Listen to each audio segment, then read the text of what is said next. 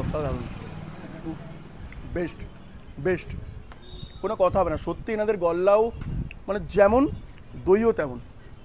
তোমাদের কাছে দই আর গল্লা ছাড়া আর কি কি মিষ্টি মানে তোমাদের কাছে ফেমাস?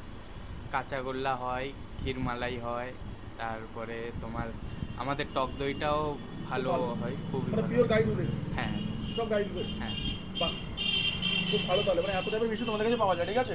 আর তোমার বিয়ে বাড়িতে তোমাদের কন্ট্যাক্ট নাও নাকি? হ্যাঁ হ্যাঁ, বিয়ে বাড়িতে কন্ট্যাক্ট বিয়ে বাড়ি, তারপরে অন্নপ্রাশন সমস্ত। সবে যায়, তাই তো? আচ্ছা আচ্ছা।